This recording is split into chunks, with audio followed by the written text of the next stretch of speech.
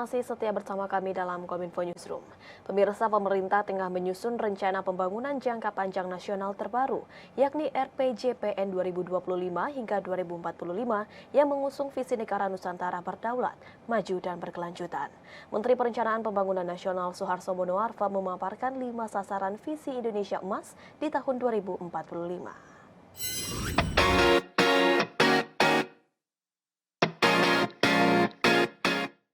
Sebagai rangkaian proses kegiatan penyusunan rencana pembangunan jangka panjang nasional, Kementerian Perencanaan Pembangunan Nasional menyelenggarakan Musrenbangnas dalam rangka penyusunan RPJPN 2025-2045. Di kesempatan tersebut, Menteri Perencanaan Pembangunan Nasional Suharto Monoarfa memaparkan 5 sasaran visi Indonesia Emas di 2045. Di antaranya, Indonesia menargetkan pendapatan per kapita setara dengan negara maju di tahun 2045. Kriteria pendapatan per kapita setara negara maju yang dimaksud ialah gross national income per kapita ditargetkan 30.300 US dollar, kontribusi produk domestik bruto maritim sebesar 17,5% dan kontribusi PDB industri sebesar 28%. Kedua, di tahun 2045 kemiskinan ditargetkan menuju 0% dan ketimpangan berkurang. Tingkat kemiskinan diharapkan bisa turun ke level 0,5% hingga 0,8%.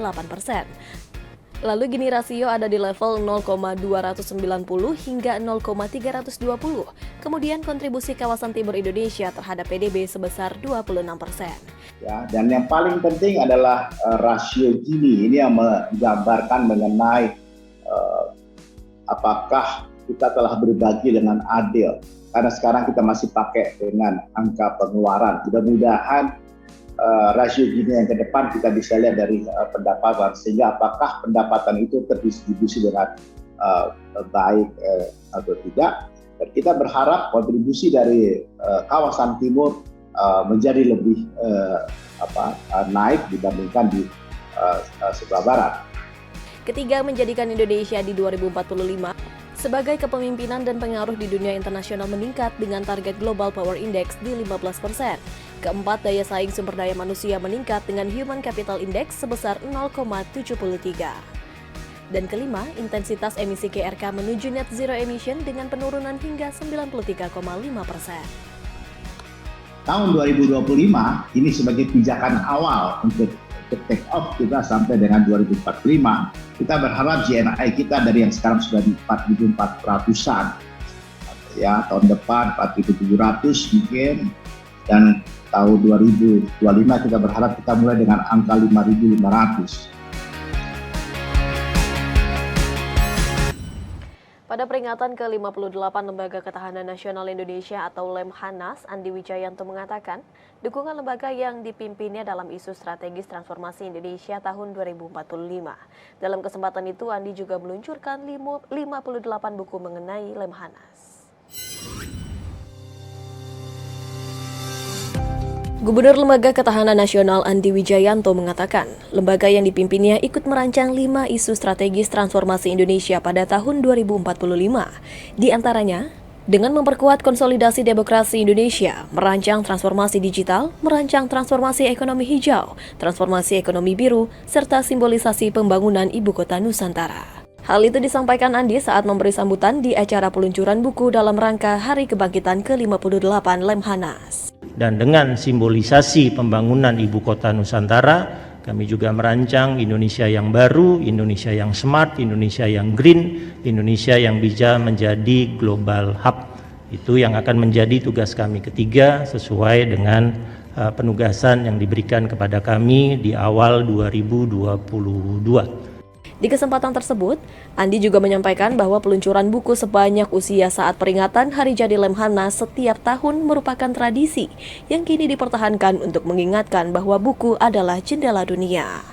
Tidak hanya dapat menambah wawasan dan pengetahuan, tetapi juga memberikan informasi tentang perkembangan lingkungan strategis terkini yang berpengaruh pada ketahanan nasional Indonesia. Setiap tahun kami menantang diri kami untuk meluncurkan buku sejumlah angka ulang tahunnya.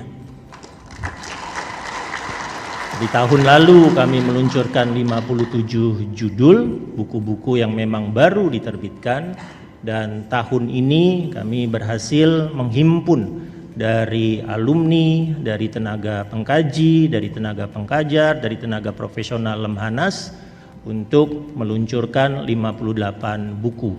Nah, tahun ini terasa spesial karena kami kemudian mendapatkan buku rujukan geopolitik yang paling update yang ditulis oleh dosen Universitas Pertahanan Dr. Hasto Kristianto.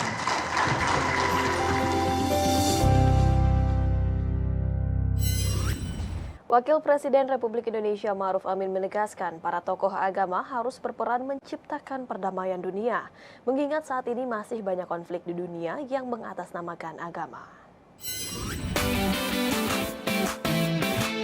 Wakil Presiden Republik Indonesia Ma'ruf Amin mengajak para tokoh agama di dunia untuk berperan aktif mengambil bagian dalam merumuskan tatanan global demi terwujudnya dunia yang lebih adil dan damai. Hal tersebut diungkapkan Wapres pada konferensi internasional tentang agama, perdamaian, dan peradaban yang digelar oleh Majelis Ulama Indonesia dan sejumlah pemangku kepentingan di Jakarta, Senin 22 Mei 2023. Dalam sambutannya, Wapres menyampaikan selain mampu menjadi sosok pencerah dan penerang, hadirnya tokoh agama juga diharapkan dapat menyelesaikan berbagai persoalan global seperti isu terkait ketimpangan, kemiskinan, konflik, hingga perang, termasuk masalah kerusakan lingkungan. Adapun konferensi yang dihadiri lebih dari 300 peserta dari dalam dan luar negeri tersebut nantinya akan mengkaji berbagai model keberagaman transformatif, dimensi peradaban dalam agama, dan strategi membangun perdamaian dunia berbasis agama. Acara tersebut diselenggarakan atas kerjasama dengan Liga Muslim Dunia dengan 45 pembicara dari 20 negara yang akan menyampaikan pendapat soal agama untuk menciptakan perdamaian. Lebih lanjut, Wapres juga menyampaikan konferensi yang akan menghadirkan serial diskusi dari 3 sesi pleno dan 3 sesi paralel akan ditutup dan berakhir dengan menghasilkan deklarasi Jakarta. Saya mengajak para ulama dan tokoh agama untuk terus mendorong terwujudnya substansi etik global. Global etik, yakni saling memahami, mutual understanding, saling menghormati, mutual respect, saling ketergantungan, interdependensi, dan juga kerjasama cooperation di antara bangsa-bangsa di dunia. Pemirsa, usai jeda kami akan kembali dengan dialog mengenal Desa Towale, desa potensi wisata internasional di Sulawesi Tengah. Sesaat lagi.